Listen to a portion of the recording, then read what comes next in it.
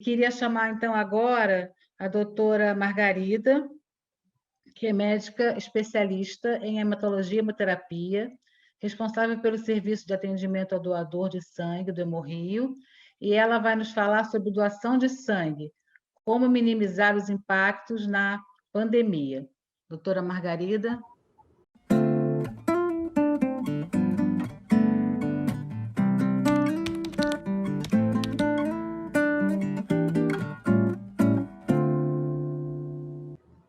Bom, me ouve falar sobre doação de sangue, como minimizar os impactos na pandemia.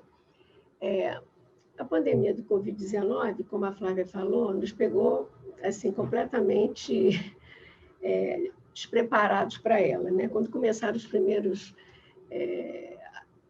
focos sobre esse assunto, nós pensamos que ia ser uma coisa meia passageira, que ia durar talvez 3 meses, a perspectiva sempre era uma coisa muito rápida, e já se vão 15, já vai fazer 16 meses que foi decretada a pandemia.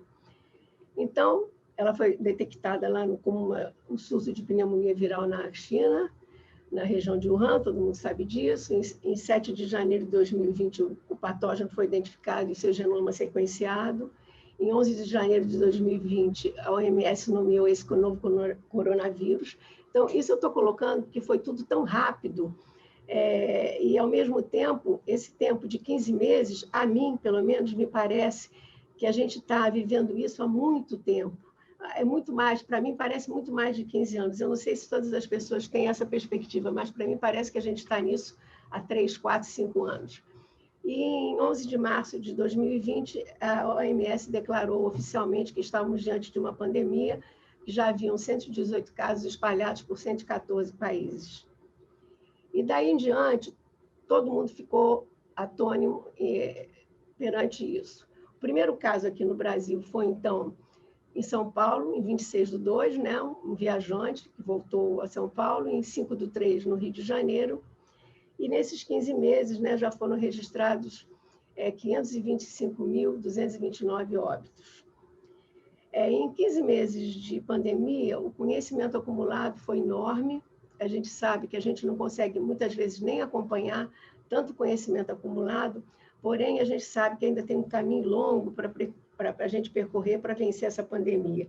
E a gente nem sabe ainda se em 2022 a gente vai estar já com isso resolvido ou se a gente ainda vai estar vivendo toda essa problemática que o Covid-19 traz para a gente.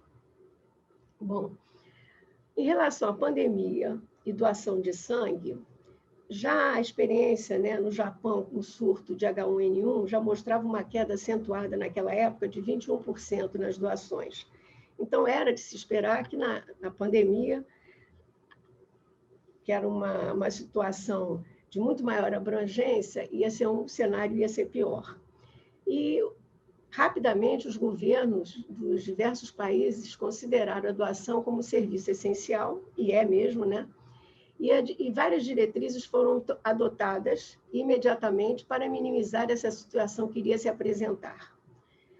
A partir de abril, começaram já a surgir muitas publicações mostrando o impacto que cada país teve em relação à diminuição da doação de sangue e como tentariam minimizar o impacto em relação à falta de hemocomponentes para atender os pacientes.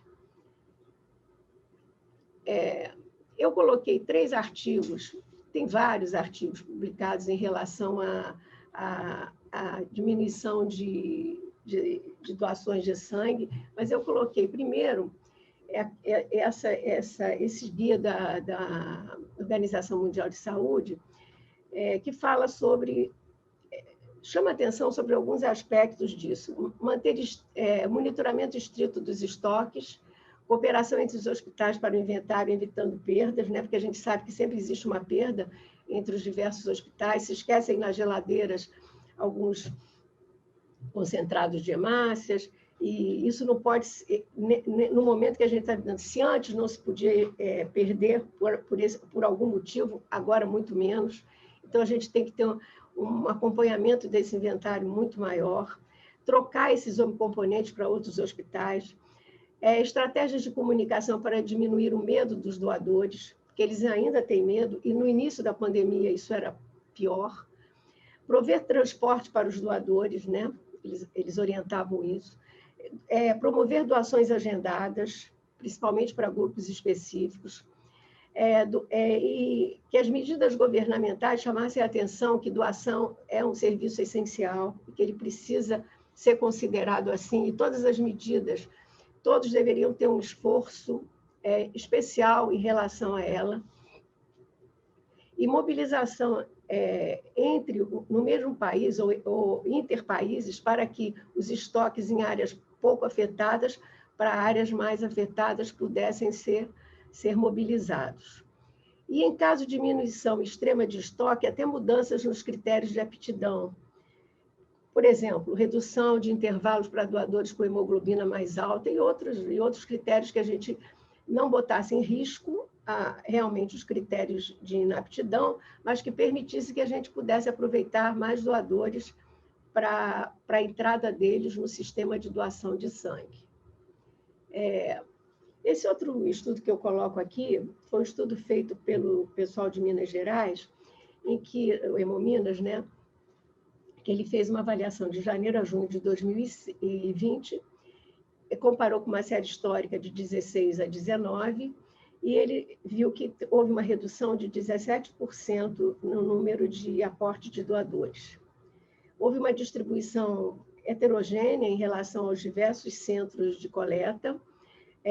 Nesse artigo, ele chamou a atenção que Juiz de Fora foi um que ele teve aumento, inclusive, de doadores, assim como a Flávia comentou que no Hospital Pedro Ernesto também houve aumento, né? Logo em seguida conseguiram reverter essa curva para aumento de doadores. Em Juiz de Fora aconteceu isso, e as taxas de retorno foram grandes quando foram chamados doadores já fidelizados, e o recrutamento com medidas mais específicas foi uma medida eficaz. De um modo geral, todos os países mostraram isso. A Itália mostrou uma grande diminuição e depois uma recuperação com algumas medidas adotadas. Marrocos, tem vários artigos de vários locais do mundo mostrando esse impacto na diminuição.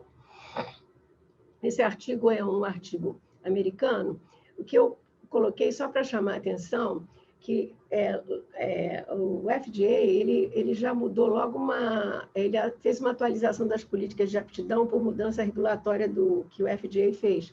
Por exemplo, o homem que faz sexo com outro homem, que era de 12 meses, passou para 3 meses.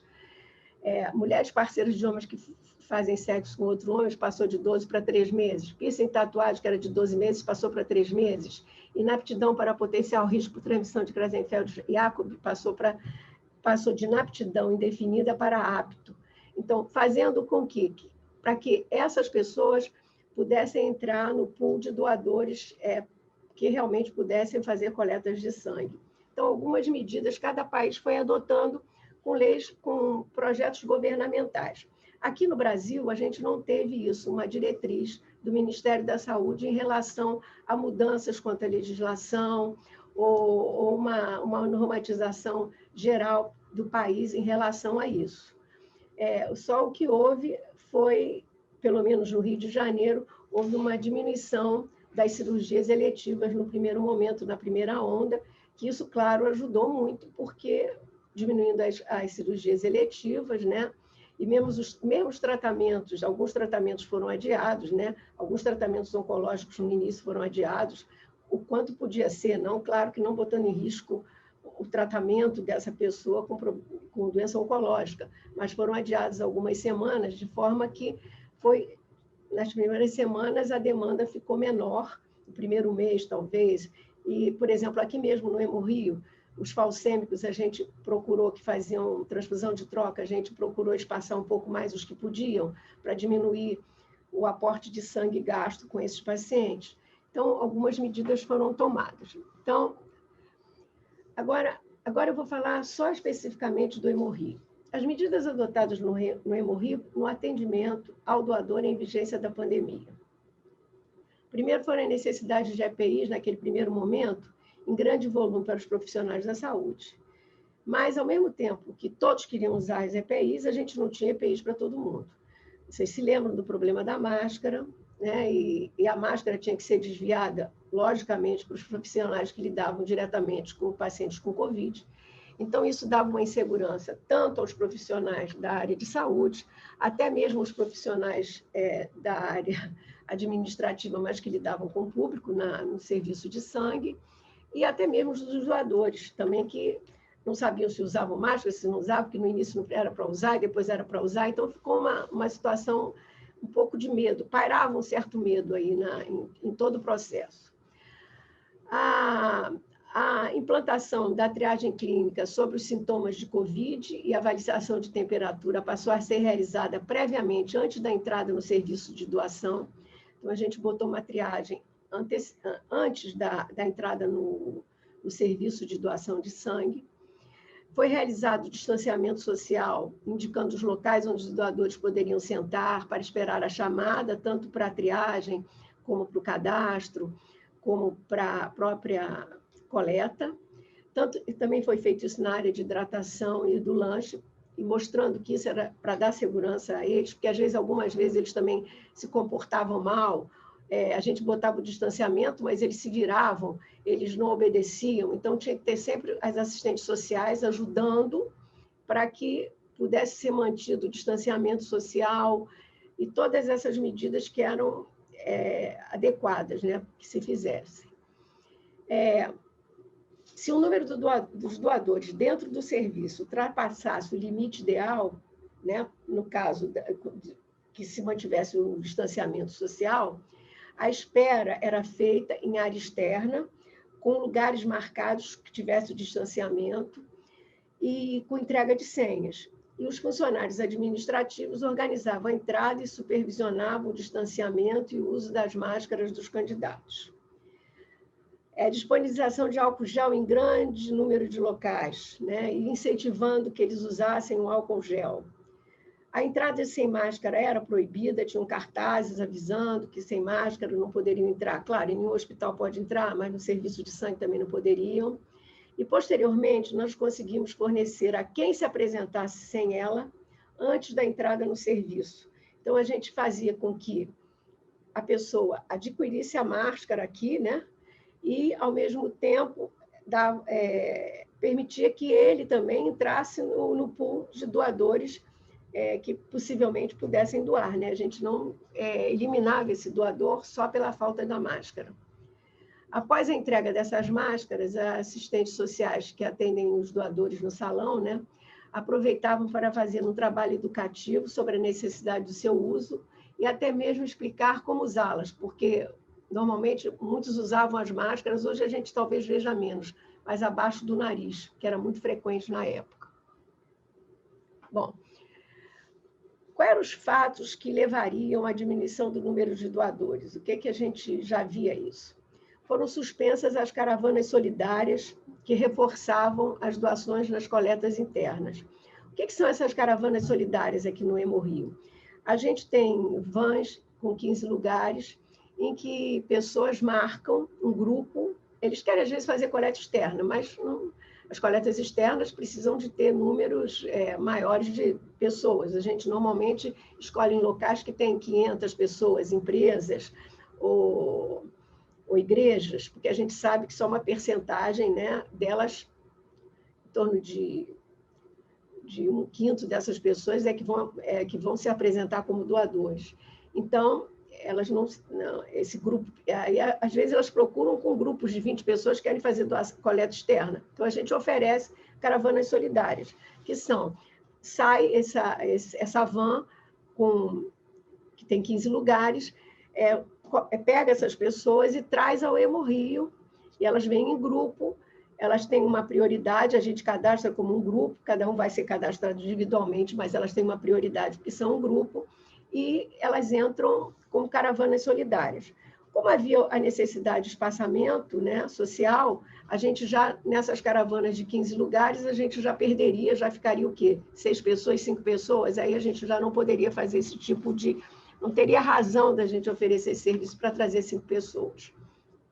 Então, a suspensão de agendamentos de grupos, porque quando agendamentos de grupos, por exemplo, aí a torcida do Flamengo que quer vir, aí vem 30 pessoas juntas, e normalmente eles vêm juntos, são amigos, e aí eles aglomeram, sempre gostam de conversar, isso é normal e até saudável no salão de doadores, é um movimento, é uma alegria ali dentro, é um momento de descontração, mas na pandemia não era possível haver aglomeração, então essa suspensão de grupos foi necessária. Essas medidas de isolamento social em que era solicitado que as pessoas ficassem em casa, muitas pessoas realmente não queriam sair de casa para diminuir o contágio. Então, elas tinham medo de vir para cá. Inicialmente, aqui no Rio de Janeiro, não sei se vocês se lembram, que foi suspenso o deslocamento intermunicipal. Nós temos muitos doadores que moram na Baixada, que já são doadores fidelizados, então eles não poderiam vir para aqui, para o centro da cidade, doar sangue.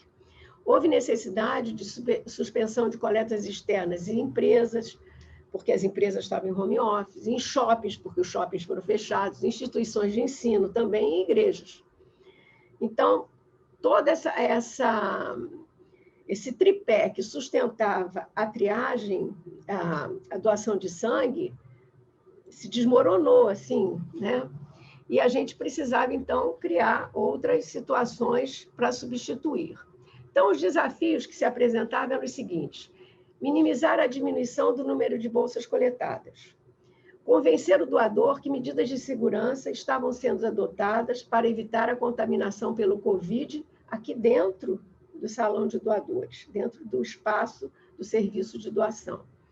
Aumentar a divulgação da necessidade de doadores, que apesar da gente precisar do isolamento social, de tudo isso que era necessário para se evitar a contaminação pelo Covid, a gente também tinha o outro lado, que era as pessoas continuavam a precisar de sangue.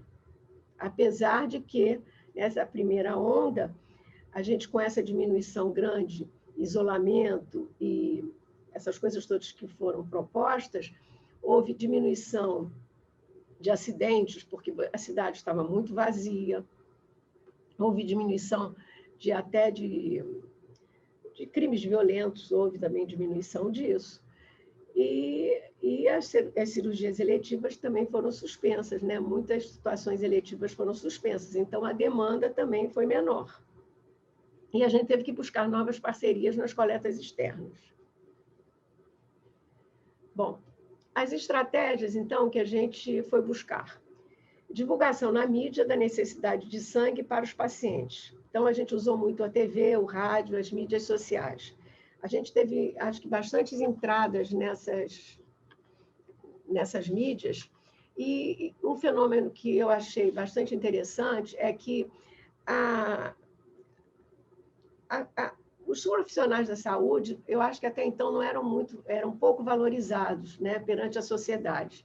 Mas, a partir do Covid, como estávamos na linha de frente, e a própria mídia passou a nos tornar visíveis e que importantes, e que estávamos na linha de frente no combate ao Covid, que era uma doença contagiosa que contagiou muita gente, que muitos profissionais da área de saúde faleceram, inclusive por isso. Também porque se contaminaram até primeiro, numa época que não se sabiam todas as medidas e todas a forma de melhor tratamento, né, adotado, né? Não específico, mas de medidas gerais que poderiam ser tomadas na época.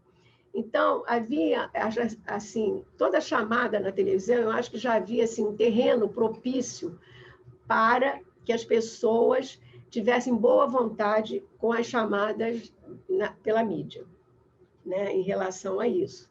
Além do que, o Hemorri tem uma imagem positiva dentro da sociedade, como uma entidade, né, como uma instituição que presta um bom serviço. Então, as pessoas têm isso já na cabeça delas, e elas já têm essa ideia do Hemorrio, que foi reforçada ainda por essa ideia de todos os profissionais da saúde estarem na linha de frente do combate ao Covid.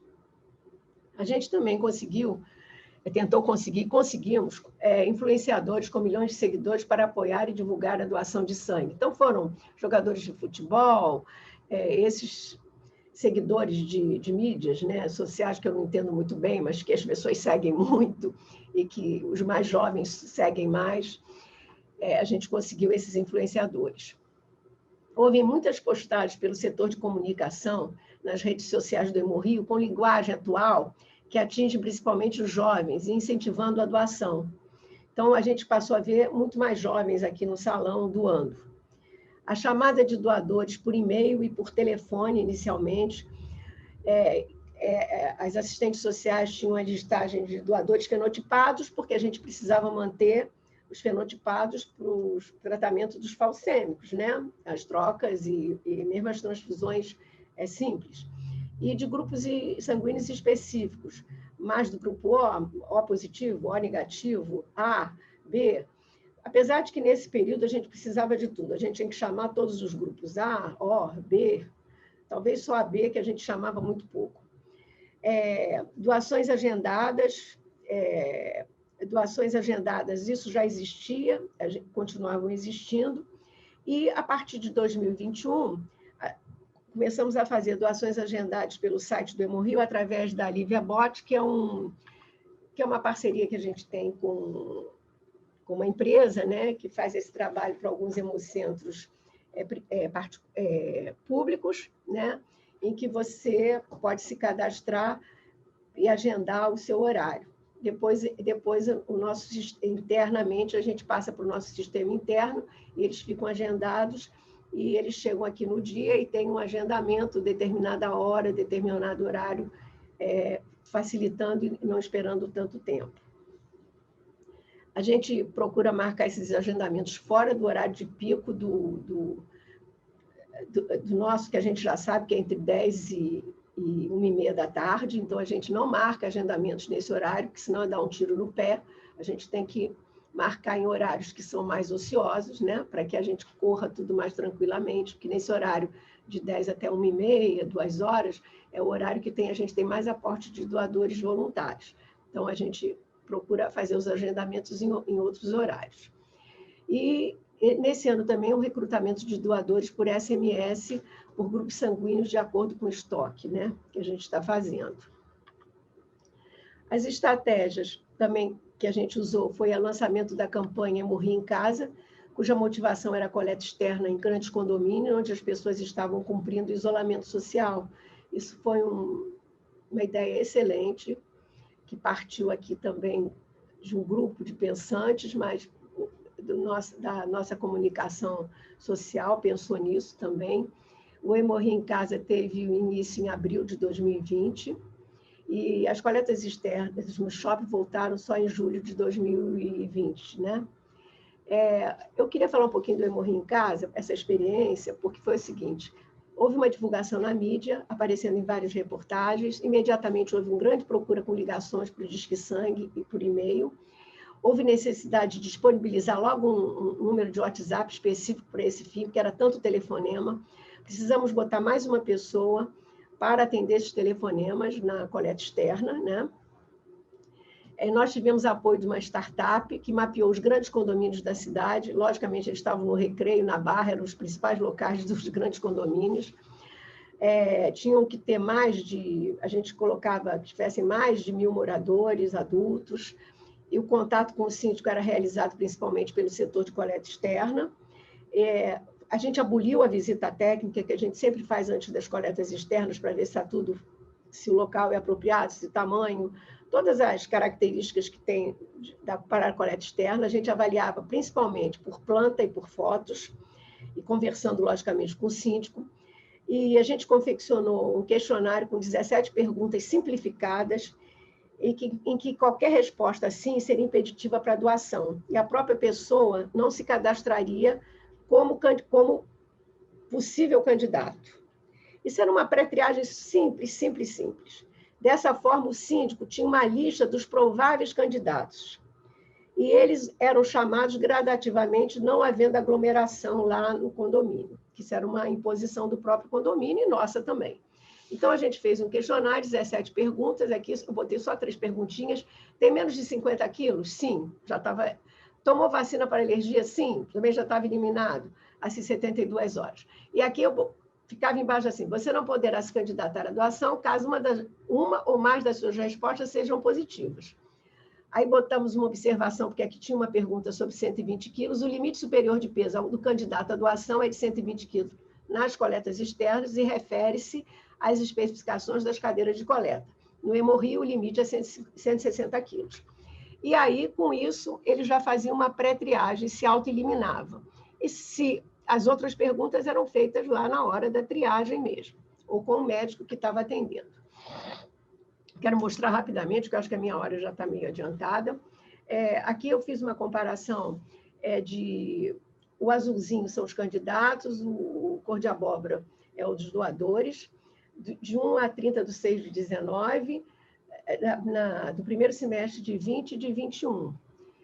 Nós vemos que houve uma diminuição aqui para 2020, e 2020 e 2021 a gente teve está tendo uma recuperação. Então, aqui eu coloquei a diminuição, né? Aqui de 2019 para 2020, nós tivemos uma diminuição de 9,17 dos candidatos e 7,85 de doações. De 2020 para 2021, eu vou falar só de doações, para ficar mais... Tivemos um aumento de 3,7 aqui. Já tivemos um aumento de 3,7 se comparar com 2020, eu não estou comparando com 2019. Então, a gente já teve uma recuperação aqui de uma diminuição de 7,85 para 3,7. Então, de 4, a gente já recuperou 3,7 dessa diminuição aí. Aqui, esse gráfico já é do ano inteiro, de 2019 e 2020. Então, quando a gente compara 19 e 20, né, nós tivemos uma diminuição de doações de 3,7 no total.